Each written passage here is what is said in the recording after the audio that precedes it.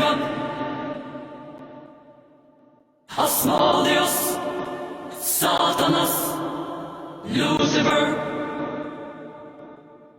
Repeat after me. I'm rooting for everybody black. I'm rooting for everybody black. I'm rooting for everybody black. I'm rooting for everybody black. I'm rooting for everybody black. I'm rooting for everybody black. I'm rooting for everybody black.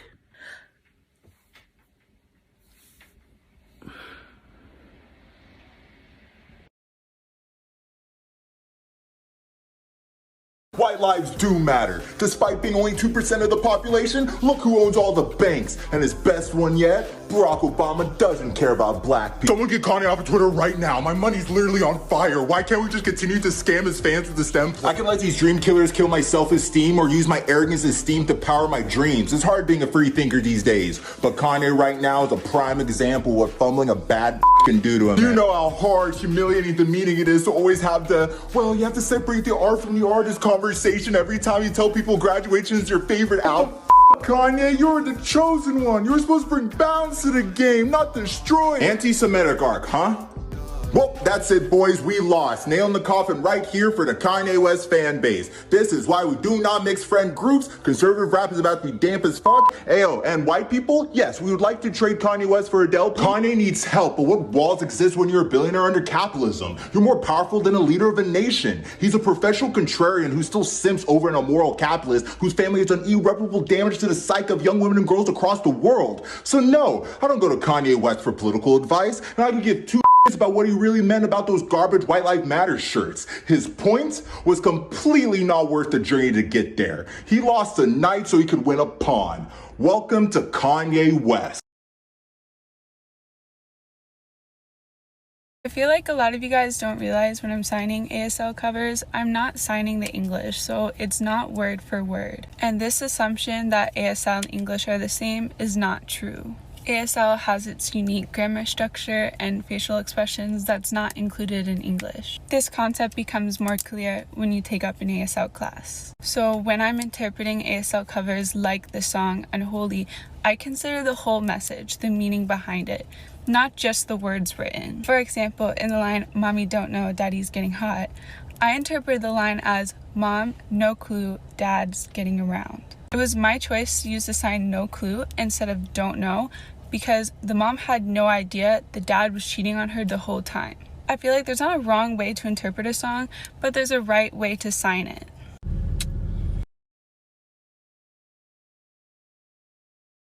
Jesus is the only one that can satisfy. The only one. This is George. He is a very curious little monkey. He's holding a pencil and his backpack is functional, which is great because it's where I keep my Adderall.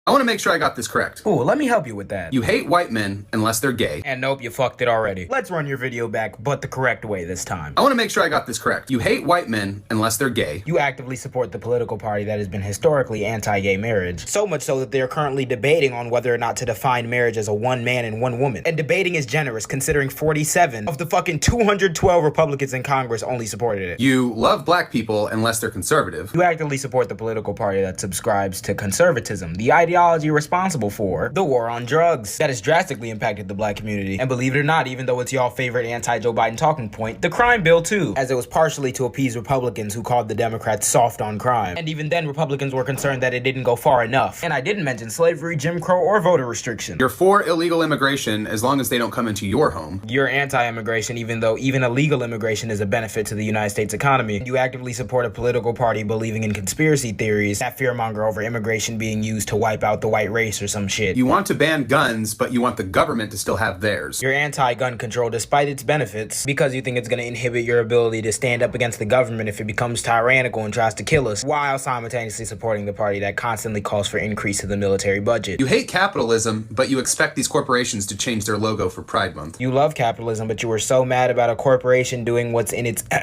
rational self-interest and appealing to broader progressive values to gain profit that you burned your fucking Nikes because of Colin Kaepernick. Kaepernick. You hated slavery, so you hate the party that was formed to abolish the slaves. You loved slavery, so You hated slavery, but you aligned with the party that was for keeping slaves. Okay, I'm not even gonna play your game right here. First, rewind the video half a second. The audio said they wanted to abolish the slaves. I don't know how. Second, the Democratic Party that was pro-slavery was conservative, which is what you are. You don't understand basic history. You don't recognize two genders unless you're talking about their hormones. Hormones pertain to sex, not gender. You unironically just said that shit in front of my face without knowing a goddamn thing about what you're talking about. You hate American values, but yet you want to still live here. You can't lip sync properly. You guys love American values so much that, you know, when democracy happened, you try to overthrow the government. Your party controls the House, the Senate, and the presidency, but it's everyone else's fault. You don't understand basic government either. The Senate, or, you know, the chamber that passes everything, is deadlocked 50-50, meaning nothing will get passed unless you have 60 votes because of the filibuster. And I don't know what you mean by it's, but if you mean, like, I don't know, overturning Roe v. Wade, like, yeah, y'all did that. You hated the Trump administration, but you're concerned for Mike Pence's life. Yet again, American values. Can you tell us why people were concerned for Mike Pence's life, please? I can't believe the liberals can't be friends with someone with a different political opinion. Hey, Mike Pence disagrees with you. Why didn't you want him to die in the insurrection? You turn your head to the side and you can hear waves in your brain. That means that the superfication of your brain cells has been progressed to stage 4 and you need to get that checked out.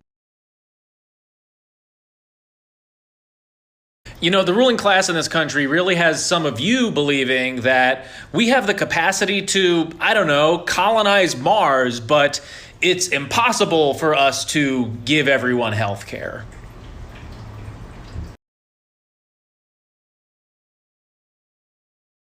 I believe everyone should watch Ben Shapiro's response to Kanye West's anti-Semitism because it is genuinely a masterclass in being a pathetic little cuck. Because it shows that Ben Shapiro is actually capable of understanding how words are dangerous. He is capable of understanding how oppression functions. He understands the historical background behind systems of discrimination, but only when it applies to him.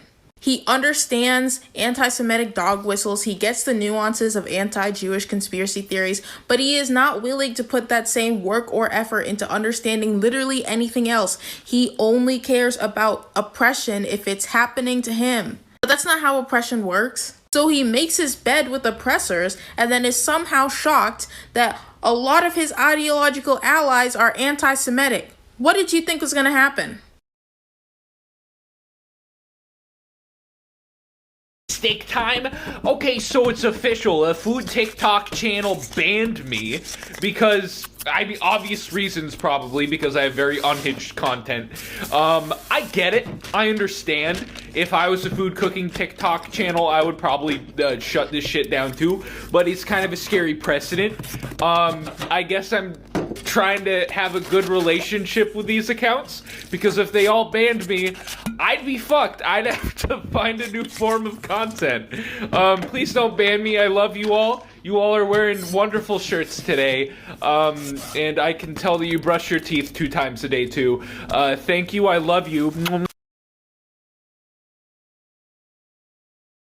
Let's talk about the land of no men. Welcome to Umoja, one of Kenya's women-only villages where, you guessed it, no men are allowed. This matriarchal refuge is located in the grasslands of Samburu in northern Kenya, and its only inhabitants are women, their children, and livestock. But how did this even happen, you may be wondering? Well, it all started with Rebecca Lolosoli. Rebecca decided to start her own village after being brutally beaten by a group of men for speaking out against the rape of women by British soldiers training nearby. And so, in 1990, Umoja, meaning unity in Swahili, was founded by her and 14 other women as a sanctuary for Samburu survivors of rape. Over the years, the village's population grew, and today it welcomes all women looking to escape genital mutilation, sexual assault, child marriage, and/or domestic violence. The Samburu have one of Kenya's most patriarchal and traditional cultures, which is what makes villages like this one all the more interesting. And there are actually other women-only villages in Kenya, like this one and this one. However, where men are allowed into those other villages under certain conditions, in Umoja, men are strictly not allowed. For example, if a woman has a son in the village, he's allowed to stay until the age of 18, where he then must leave and find another village. But all in all, each of these villages serve as safe havens for women who have been stigmatized or oppressed under harsh patriarchal traditions. So whether or not you agree with how they choose to deal with it, at least these women have a place where they feel safe, and as Umoja's name suggests, a place where they can prosper through unity.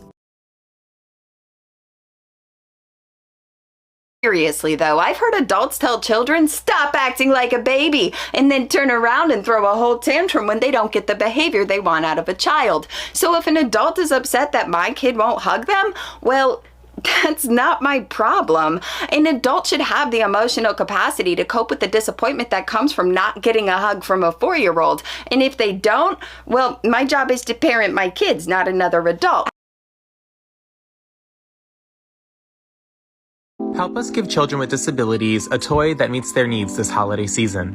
In the last 3 years, we have adapted over 300 toys and given them to children for free during the holiday season. We 3D print all the parts and have amazing volunteers help us put everything together. Knowing how tough the times are right now, we really need your help to make this happen. Even just interacting with us means the world.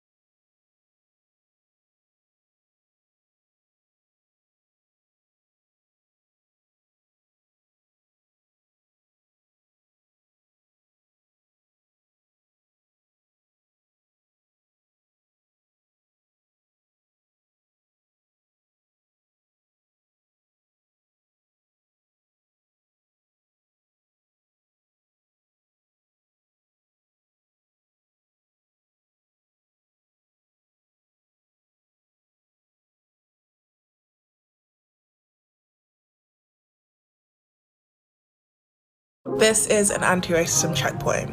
I'm going to ask you some questions just to keep you in tune with your anti-racism journey and to give you areas of which to work on. So, we know that race and racism is something that was created, but do you know how it was created? If your answer to this is no, I implore you to do some education on decolonial history. Learn about the horrors of colonialism and imperialism and learn about decolonization. Do you know what diversity means? If your answer to this is no, this is also something that you should do some research in. Understand that diversity is not an aspiration. Society is diverse, therefore all of our organizations, our companies, our governments, and a lot of other things need to reflect that. We should aim to reflect diversity, not aspire towards it. We should aspire towards inclusivity. Hope this helped your anti-racism journey, and happy Black History Month.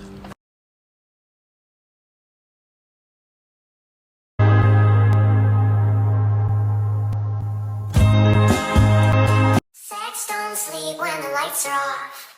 Kids are still depressed when you dress them up. And syrup is still syrup in a sippy cup. He's still dead when you're done with the bottle. Of course First it's a corpse that you keep in the cradle. Hi, I'm Ez and I'm doing things you're afraid of to show you that it's okay. And today I'm going to go get a Build-A-Bear again. So I'm 21 and I love cuddly animals, and I feel like we sometimes feel like we can't still love them. So I'm going to get myself one. Here we are. Okay, so he is a contender because he is very topical and also he feels very soft. This is misleading because really he'd just look like this. I have made my decision. Oh, he looks like a little hedgehog. I'm going to get him some glasses. Can I get this one? Thank you. Now, whee! He is perfect. He's so smart now. You come up with your muscles to make them strong. You come up with lots and lots of love, and then Okay, let's name him.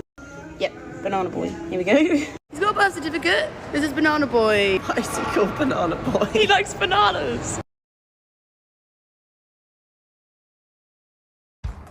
Today something or someone broke my windshield, and while that is a bummer, I would like to brighten your day by telling you about some of the amazing things that happened to me today.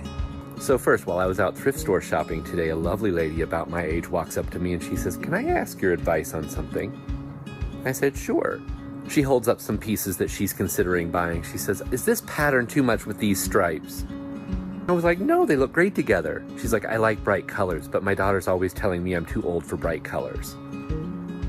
I said, "Don't you ever let anybody tell you that your age or your body determines what you think is cute.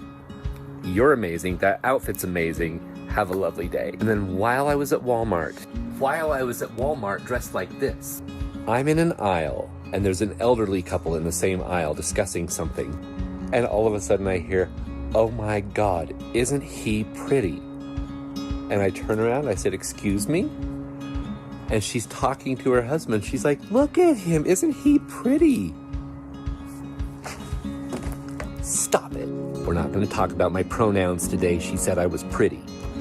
And then as I'm heading towards the checkout, a young person's walking towards me and I get a sick fit, bro. All of this to say, a shitty thing happened to me today, but in my view, the human race is full of wonderful, good, amazing, and beautiful people. I hope someone called you pretty today.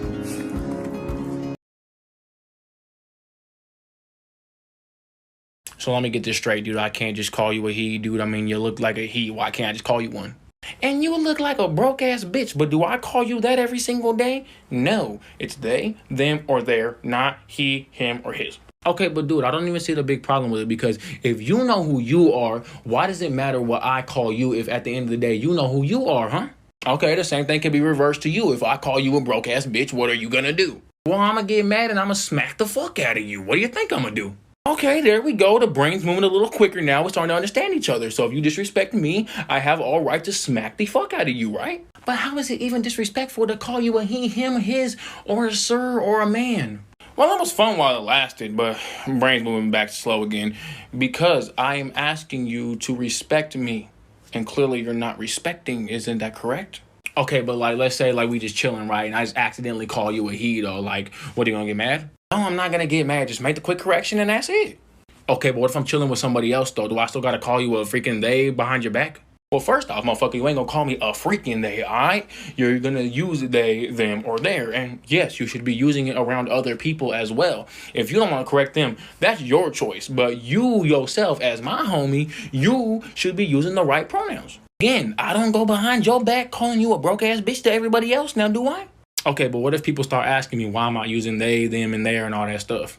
You don't even have to answer them. I mean, if you want to answer them, feel free to answer them. If you want to hit me up, I can freaking tell them why you're calling me that. And if they don't respect that, they don't respect that. As long as you respect that. I don't care what your homies don't respect about me. Those are your homies, not my homies. You my homie, though. And I care about what you say to me. Because you my homie, and I respect you, and you should be respecting me. Okay, but what about all your supporters on social media? Do you tell them the same thing as well? Because you don't really know them, so like, why should they really respect you? Because if you support somebody, then you should respect them as well. Clearly, if you like someone, you respect them, right? I get what you mean, but like, I do have a question though. Can I call you bro and dude? That depends. Do you call all genders bro and dude? Yeah, I call everybody bro. I call my sis bro, I call mom's bro, I call grandma bro, I call everybody bro. I call my dead homie bro. Why'd you bring up your dead homie for? Never mind. As long as you calling all genders bro and dude, I don't really care. But if you're only calling men bro and dude, then don't call me bro or dude. It's basically that simple. Okay, but like if you're non-binary though, why don't you act like the other non-binary people I see sometimes on social media? Like you dress and look very much like a dude still. Because there's no specific way to present yourself. It's however you feel comfortable. Okay, I do have one last question though. So like, are you gay, bi, what are you? Gender and sexuality are two different things, dude. Come on, you should know this. Bruh, I seen you with the Gojo body pillow and I ain't see no clothes on it.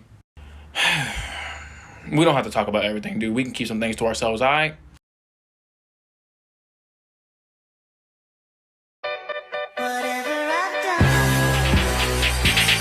You don't exist. Take a perk and talk it and see. Here's a double standard that I wish that we didn't have. I'm a communist, which means that when I have political conversations, I have to tell you exactly what I would do if I were president of the entire world and how I would solve everyone's problems, including your grandmother's. But if you are a capitalist, oh, sorry, my bad. Most of us aren't capitalists because most of us don't own capital. But let's say that you support capitalism. Why don't you have to defend capitalism? Why am I always put on the spot of like, defend your entire ideology? Defend yours. Like what? Are you going to tell me that we have choice? What, you mean this? Are you going to tell me that we're free? What, you mean that we have 20% of the world's prison population while only having 5% of the world's actual population? What, are you going to tell me that we're free because we have democracy? Sweetie, we don't even have democracy in the workplace. Capitalism is a hierarchical economic structure. There's one person at the top that decides for all us people at the bottom. Like, defend your system. Sell it to me, because I'm not sold and I've been living under it. Repeat after me. All cops are bastards. All cops are bastards. All cops are bastards. All cops are bastards. All cops are bastards. Cops are bastards. All cops are bastards. All cops. All cops are bastards. All cops are bastards. All cops are bastards. Here's 3 parenting choices that I would never make as somebody who's queer, trans, parenting an 8-month-old, and also has a degree in gender studies. Number 1, I would never get a tattoo of my child's name. While I love tattoos and I think they're a great way to express yourself, getting your child's name is really banking on them never changing it, and that might happen. And I would never want my kid to feel like they couldn't tell me that they had a different name they preferred just because they think I'm going to be disappointed because I, when they were very small, decided what their name was going to be for the rest of their life. If you really want to get a tattoo that represents your child, you could get a picture of them tattooed, or even better, in my opinion, you can get an icon that really represents them, you know? And if you really want to get their name tattooed and then they change it later, well, don't hold it against them. Right, River? Secondly, I would never pierce my child's ears. I mean, when they're really small, when they're too small to know about it. I get that this is controversial, and some people really think that you should get it done before they can remember the pain, but notice this is something that pretty much exclusively is done on little girl children. And honestly, I think it's because a lot of parents don't want anybody being confused about whether their baby's a boy or a girl, which you don't actually know. Finally, number 3, I would never talk about openly whether or not my child's gonna get married or who they might get married to. Like, I got married last Saturday. Congratulations, me. And I did have the thought, oh, I wonder if one day I'll get to go to my child's wedding. But it's really easy for that passing thought to become a huge expectation. And especially in non-queer families, for that expectation to be that your child will marry somebody of the opposite sex. Which I'm not even going to get into that concept of opposite, whatever. But even if you don't think your child's in the room, try just not to have those conversations. They'll get stuck in your brain, and also, you never know when your kid's listening. Instead of spending your time speculating on who your child might end up with or who they might become, try to focus on getting to know the person right in front of you. Finally, here's a bonus one that I didn't account for at the beginning. I would never share my child's face on social media. They're just too young to consent. You don't know where life's going. Who knows where this social media machine is going to head? And just give them the time to grow up and be their own child before you completely splash them across the internet. That one's not related to identity, though. That's just about consent and safety. Let me know if you have any that you would add to this list. I could only think of 3 right now, but I'm sure there's many more. And River's going to focus on growling at this toy. My littlest daughter cut her own hair last night. She comes up to me with a pair of safety scissors, and she says, "Do you remember when I cut a piece of my hair off when I was 3? And I said, "Yeah, I remember that. Why?" She says, "I want to cut my hair again, but all of it." I said, "Well, do you want to go get a haircut? Do you want me to do it?" And she's like, "No, I want to cut my hair. So I said, all right, let's do it. We went to the bathroom, I supervised, gave her a little direction, and we had so much fun. I'm telling you, this kid was as happy as a happy clam to be cutting her own hair, and when she was done hacking at it, I went in to clean it up a bit. As I'm working on it, she says, Mom, it doesn't have to be perfect. And it's not perfect. It's not a great haircut. It's good enough, but she is so happy with it and she's proud of herself. Obviously, I believe it's just hair, it'll grow back, but it's more than that. Watching my kids explore how they want to express themselves with their hair, clothes, makeup even, is such a joy for me because I get to teach my kids how to be good people while I learn about who they are.